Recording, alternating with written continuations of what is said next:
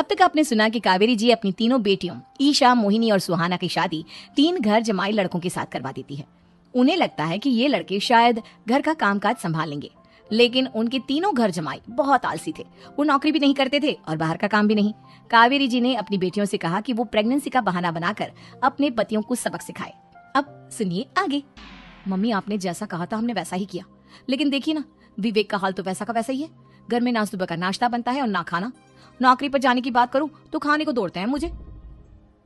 हाँ मम्मी, मैंने भी सुमित को कितनी बार कहा कि अगर नौकरी नहीं करनी तो कोई छोटी सी दुकान ही खोल लो।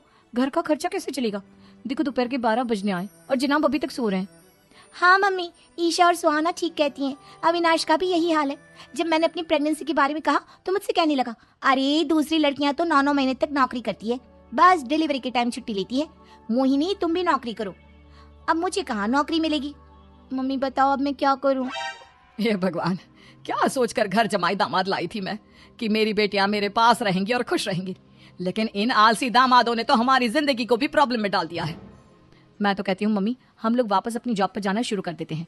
बता देते हैं इन लोगों को कि हमने प्रेगनेंसी का बहाना किया है। नहीं नहीं बेटा, ऐसी गलती भी मत करना। अगर तुमने ऐसा किया तो इन तीनों की आदत और खराब हो जाएगी। अरे आज नहीं तो कल कभी तो तुम प्रेग्नेंट होगी, तब वापस यही प्रॉब्लम आएगी। तब क्या करोगी तुम तीनों? हाँ मम्मी, आपकी बात तो बिल्कुल सही है। इन लोगों को तो सुधारना ही पड़ेगा। लेकिन कैसे? अपने बच्चों के आने की खबर सुनकर भी इन लोगों पर कोई असर नहीं हो रहा। पैसे कमाने के लिए घर से बाहर निकलना ही नहीं चाहते ये तीनों। अब मेरे दिमाग में एक प्लान आया है। तुम तीनों चिंता मत करो, उन तीनों को बुलाओ, फिर मैं बात करती हूँ।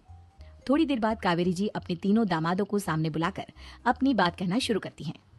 अविनाश, सुमित और विवेक, देखो बेटा, मैं ना तुम तीनों से बड़ा प्यार करती हूँ, इसीलिए तो तुम्हें घर जमाई बना कर रखा है मैंने। अरे मम्मी जी, सीधे सीधे कहिए ना, क्या बात है? प्यार तो हम भी आपको बहुत करते हैं। अरे मम्मी जी, आपकी इज्जत भी बहुत करते हैं। अरे भैया, आपके जैसी सास और कमाने वाली बीवी सबको मिलती है क्या? हाँ मम्मी, विवेक और सुमित ठीक कह रहे हैं। आपकी बेटी से शादी करके मेरी तो जिंदगी ही अच्छी हो गई है। जानती हूँ मैं, और ये भी जानती हूँ कि तुम तीनों अपनी अपनी बीवियों से बहुत प्यार करते हो। बेटा, बात ऐसी है कि हमारे कुल गुरु ने कहा है कि प्रेग्नेंट होने के बाद मेरी तीनों बेटियां शुरू के 4 महीने हमारे गांव में जाकर रहेगी, जहां मेरे चाचा जी रहते हैं। अरे लेकिन क्यों मम्मी, गांव में जाकर रहने की क्या जरूरत है इन तीनों को? वो क्या है ना बेटा, हमारे परिवार को एक श्राप है। अगर मेरी बेटियों ने यहाँ पर बच्चा पैदा करने की कोशिश की तो उनके बच्चों को कुछ भी हो सकता है। इसलिए अब से लेकर 4 महीने पूरे होने तक इन्हें गांव वाले घर में रहना पड़ेगा। हाँ तो इसमें प्रॉब्लम क्या है मम्मी जी? हम भी वहाँ जाकर रहेंगे, पिकनिक बनाएंगे। अरे भाई, बीवी जहाँ हम भी वहाँ। हाँ यार, आइडिया तो बहुत अच्छा है। शहर की जिंदगी में रह रहकर परेशान हो चुके हैं, अब कुछ दिन गाँव में बिताएंगे। तुम लोग समझने की कोशिश क्यों नहीं करते? तुम में से कोई भी वहां नहीं जा सकता, और मैं यहाँ रहूंगी ना तुम तीनों के साथ। 4 महीने की तो बात है, उसके बाद ये तीनों ही लौट कर आ जाएंगी। ठीक है मम्मी जी, अब हमारे बच्चों का सवाल है तो ये तो करना ही पड़ेगा। कावेरी अपनी तीनों बेटियों को कुछ दिन के लिए घर से बाहर कहीं दूसरे शहर में रहने के लिए भेज देती है। कुछ दिनों के बाद, अरे मम्मी जी, बहुत दिन से पिज्जा नहीं खाया, मंगवाइए ना। क्या बताऊं बेटा, पहले तो बेटियां खर्चा दे देती थी क्योंकि उनकी नौकरी थी, लेकिन अब तो मेरे पास पैसे ही नहीं बचे। थोड़े बहुत पैसे हैं जो बच्चों की डिलीवरी में काम आएंगे। लेकिन मम्मी जी, आपकी बेटियों को वापस आने में तो अभी बहुत वक्त बाकी है। वही सोच सोच कर परेशान हो रही हूँ। सोच रही हूँ कल से दूध भी बंद करवा देती हूँ। अब दूध वाले को देने के लिए पैसे भी तो नहीं है ना। अरे नहीं नहीं मम्मी जी, अगर दूध भी बंद करवा दोगी तो मुझे चाय कहाँ से मिलेगी? और चाय के बिना मैं तो मर ही जाऊंगा। क्या करूं बेटा, इसके अलावा हमारे पास कोई ऑप्शन नहीं है। मेरे पास पैसे ही नहीं बचे। इस तरह कावेरी जी धीरे धीरे अपने तीनों दामादों को पैसे देना बंद कर देती हैं और घर में खाने पीने की चीजें लाना भी बंद कर देती है। अब वो तीनों बुरी तरह से परेशान होने लगे थे और इसलिए एक दिन तीनों प्लान करके घर से बाहर निकलते हैं। और बाजार में जाने के बाद, यार अच्छा खाना खाए हुए कितने दिन हो गए, पता नहीं कब अच्छा खाना मिलेगा। हमारी बीवियों के जाने के बाद तो हमारी हालत भिखारियों जैसी हो गई है यार। कुछ भी हो, मुझे तो आज पिज्जा खाना ही खाना है। जेब में 1 रुपया नहीं है और पिज्जा खाएगा, कहाँ से आएंगे पैसे? अरे देख, वहाँ सामने बोर्ड पर क्या लिखा हुआ है? कंप्यूटर पर काम करने के लिए एक आदमी की आवश्यकता है।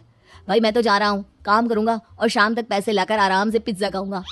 जा जा, तुझे कोई काम नहीं देने वाला, हम तो घर जा रहे हैं। चल भाई सुमित। सुमित और अविनाश वहां से चले जाते हैं और विवेक उस कंप्यूटर शॉप पर सारा दिन काम करके 5,000 रुपए कमाकर घर लौट कर आता है और अपने खाने के लिए अच्छी अच्छी चीजें भी लेकर आता है। ये देखकर विवेक और सुमित के दिल में भी कुछ पैसे कमाने की इच्छा जागती है। अरे सुबह सुबह कहाँ चल दिए तुम? मम्मी जी एक बहुत अच्छी जगह मिली है, कंप्यूटर पर काम करने के 5,000 मिले थे कल मुझे।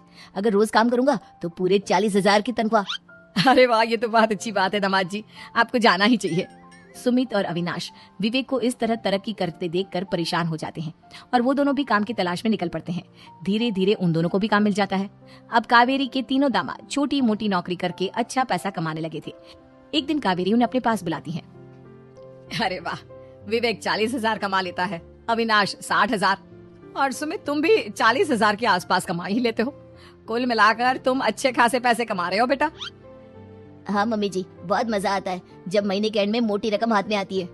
पूछिए मत मम्मी जी, घर में रहकर रोटी बना बना कर और तो जैसा महसूस होने लगा था मुझे तो। हाँ बेटा, तुम तीनों की बात तो बिल्कुल ठीक है। और जानते हो, अब तुम तीनों की पत्नियां भी वापस लौट कर आने वाली है। लेकिन मम्मी जी अभी तो उन्हें गए सिर्फ 2 महीने हुए हैं, आपने तो कहा था वो 4 महीने के बाद लौट कर आएंगी।